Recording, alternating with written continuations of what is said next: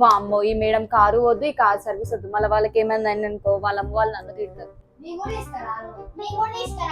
అస్సలకే తీసుకురాను. పిల్లలు ఎప్పుడు చూసి కూర్చొని హోంవర్క్ చేయడం అలాంటివి చేస్తున్నారు కదా, ఇవాళ ఒక చోటికి తీసుకోపోతారు పదండి మీ అందరూ.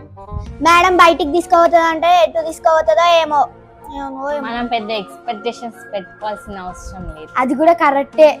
అరే ప్రతిసారి ఎందుకు అట్లా అనుకుంటారు చెప్పండి మేడం, ఏమో ఎంత తీసుకుంటారు చూద్దాం ఆపండి. చూద్దాం తెలిసినప్పుడు సంగతి. బ్యాగ్ లో పెట్టుకోండి అమ్మా.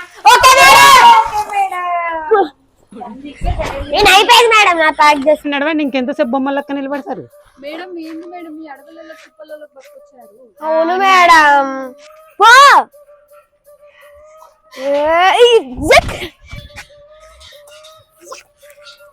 ఏంటి మేడం? మీరంతా ఆడుకుంటారని నేను తీసుకొచ్చిన. అక్కడ చూడండి గేమ్స్ ఎట్లా ఉన్నాయి, అవి ఆడుకోపోండి కాసేపు. మనుషులకి ఫిజికల్ ఎక్సర్సైజ్ కూడా ఉండాలి, ఆడుకోపోండి అక్కడ పోయి.